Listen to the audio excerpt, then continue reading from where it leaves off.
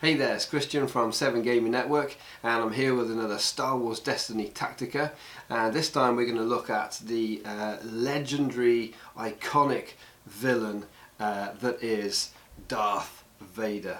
Absolutely legendary in this game as well, of course, because he is a legendary die.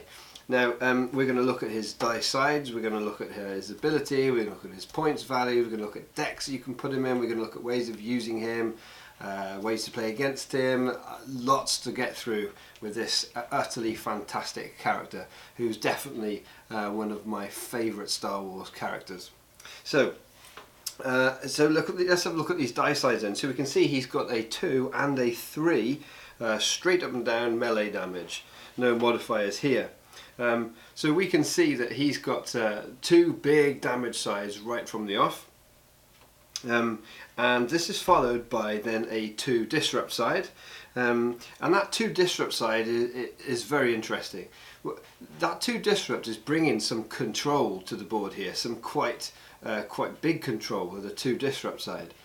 Now what's really interesting is I'm going to go straight to also mentioning Vader's ability here, because it's kind of defining, but it's also control. We see that Vader's ability is after you activate this character, you may force an opponent to choose and discard a card from their hand. So whilst it's not quite a discard result, because of course that's a random card, and in this instance your opponent gets to pick which card they're discarding, when you put these together, when you put Vader's ability along with also this 2 disrupt sides that he has on his die, we find that this is a character who is bringing quite a lot of control to the table. Not only that, but of course that's in addition to the fact that he can also be rolling a 2 or a 3 melee damage. So Vader is this really interesting combination. You are most of the time, because of those 2 and the 3 die sides, and because of how expensive Vader is, Vader's going to be the centerpiece of your team. And so most of the time you're going to be trying to get the 2 and the 3. But the fact that you now have the option to try and get that 2 disrupt side is huge. It's really interesting, and it gives a whole other way, another aspect of playing this type of character. And of course, for most of the time, you are going to want the damage from him because he's a damage beast with a 2 and a 3 built in. But that 2 disrupt side really changes things. Compare, if you will, with Luke Skywalker, who's very, very similar, slightly cheaper, but also has a 2 and a 3, and very similar die sides, except that 2 disrupt, we see a 1 focus on Luke. And I would say that if you see that 1 focus on a die like Luke's, which is still a very expensive dice, then you're going to be a little disappointed. Here, unless you really need the damage to be coming from Vader, that 2 disrupt side, that's a really big, strong result as well. So Vader, we can see, has got 3 really strong sides, 2 big damage, 1 big control side. Now he's also got a single shield and a single resource result, and then the blank. Now that shield, I'm going to say here, most of the time you're going to be trying to re-roll that for one of the impact sides, the 2, the 3 or the 2 disrupt. But of course having some shield is helpful. Vader's got lots of health, but you're going to be pairing him with someone who potentially doesn't have so much health, and so that shield could come in real handy to just save whoever he's with at the last moment, and if you end up doing a couple of re-rolls and you don't get the result you want, that one of those 3 big impact sides, well, hey, the 1 shield is still it's still fine. That's still a decent result. And then of course we've got that 1 resource, which again we're probably not really wanting to be using Vader's die side for that, but it's a resource. So in terms of, because of this combination of his ability, bringing some control, a bit of control on the die faces and the big damage, I think in terms of the role that Vader is going to be playing, well, obviously I've mentioned he's going to be a centerpiece. He's going to be a centerpiece because of his points values, and his points are big. It's 16 points for 1 die, Now, of course, we've just looked at that die. It's a really good quality die, and it comes with a really big ability to be able to discard. And I just want to touch upon really the theme of that as well. This is, again, another area where, of course, Star Wars Destiny, they've done such a good job with the design, because what we see here is this Darth Vader character who is just going to be, you can imagine him being this relentless, terrifying machine man coming at you, and that's kind of what we get here. We get the sort of the element of, you know, fear, and that you're having to discard, and it's giving you less options. We've got the resources, just the massively distracting, disrupting effect it would be having this character after you, and then of course the big damage. So I think they've done a really brilliant job, again, capturing the theme of this character and bringing it to life.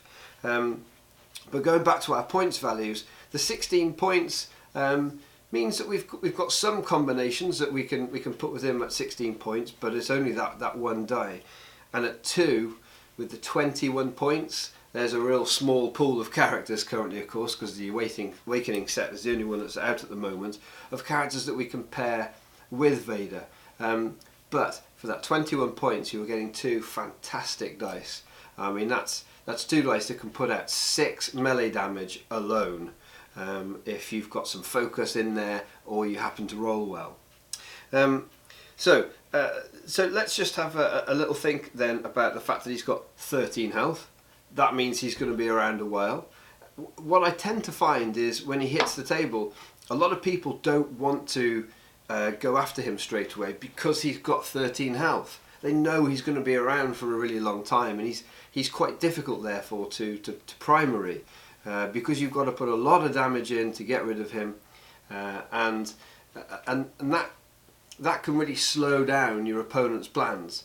You know, if they're playing characters, especially if you've got characters like Balatik, you know, which is relying upon trying to kill someone to get an extra activation. Vader's big health pool is a big it's a big discouragement to go after him first. And of course that's brilliant, because that means he's going to be around, we're going to have his ability around for longer, we're going to have his dice available for longer, and in my experience playing with Vader, most people leave him to second and try and attack whatever other character you've got first, which I think also adds a little bit more value to the fact that he also has a 1 shield result as well. So what decks are we seeing him in? We're seeing him in quite a few. One of the most popular decks in this early meta has been the Vader Raider. So a double Vader dice, so 21 points worth of Vader with the 9-point Tusken Raider. And there's loads and loads of videos out there explaining the Vader Raider deck list and how it works and why it's quite good. It certainly seems to be strong. It's quite difficult to get hold of 2 Vader dice, of course, so that is a potential barrier to people being able to use it. But it's strong. You've got blue and you've got yellow, which is really good colour combination pie, I think. Now, another blue-yellow combination that we see is Vader Jabba. Now, I think this has possibly got even a little bit more legs, because one of the things that Jabba brings, of course, is lots of control and some discard. He's got a 2 discard result on him. So when you combine that with Vader, who's got built-in discard, and he's got that 2 disrupt side, Jabba also has disrupt side, you actually come with 2 characters who are massive control, lots and lots of control. And yet what we can still be doing is using some of Jabba's focus to get Vader's dice to damage it on those turns that we're looking for that and wanting to make that happen. So I think Vader Jabba is a really good combination, and there's lots of good deck lists out there that you can play around with for that. Now, another one that I think at the moment mono blue probably isn't quite there. But of course mono blue is only going to get better as the card pool expands. But Vader Kylo, I've played quite a bit with Vader Kylo combination, and that seems to work very well too. So you have a single Vader dice and you have an elite Kylo with his 2 dice. And that can actually start bringing a surprising amount of damage. The deck does struggle with resources. Kylo obviously has his 2-for-1 resource melee damage side, which is a little awkward because mono blue isn't really big on making lots of resources. But you've got quite a lot of health across those 2, and of course you've also got quite a lot of control built in when it's mono blue. So that's definitely a deck that isn't too difficult to put together as well. Most of us have 2 Kylo dice if we've bought the starter, and getting hold of the 1 Vader. And then after that, it does need some quite big cards. We want Sith Holocrons, we want Force Throws and Force Chokes, we want all those big control dice. But one of the really super strong cards to put in a deck like that, which is looking to dish out that damage, is of course Kylo Ren's lightsaber. And I find putting Kylo's lightsaber onto Darth Vader, you're rolling 2 dice and you can roll 6 damage out of those 2 dice. Massive. Really good. So that's definitely a card to be looking to include into Vader decks. Now, in terms of playing against Vader, well, the big thing with Vader is, of course, is that he's very vulnerable to single die disruption. So cards like Isolation or He Doesn't Like You, like most decks that are built around a big character, unless you've gone elite with Vader, and lots of decks will be using the single die version of him, that Isolation is just going to cripple it. That He Doesn't Like You, that flank, whatever, is going to really cause you problems.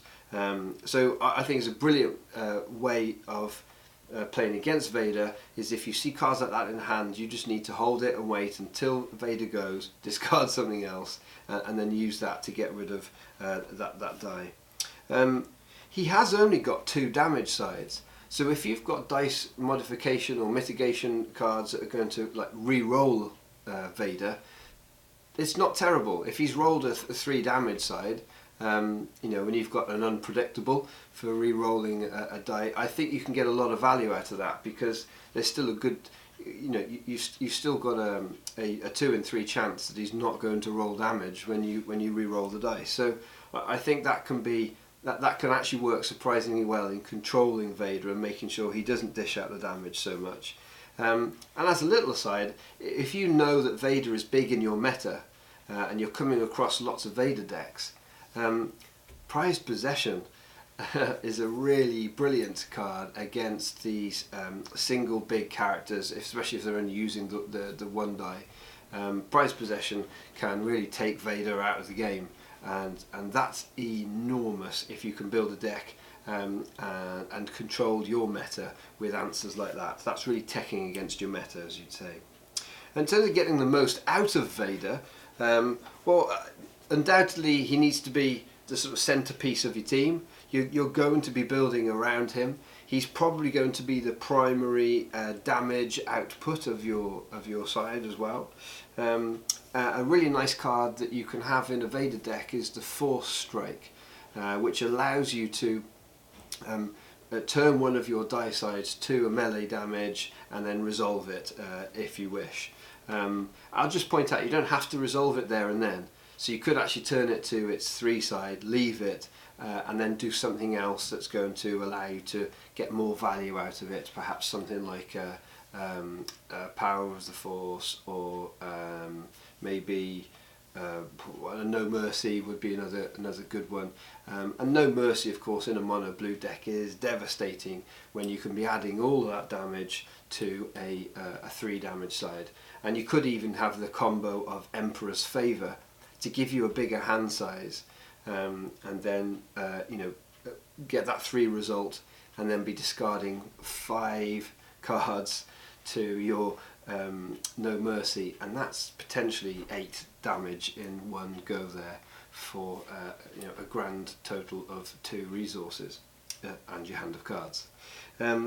Just a little point as well, because a lot of people tend to use Sith Holocron in Vader decks, and that's great.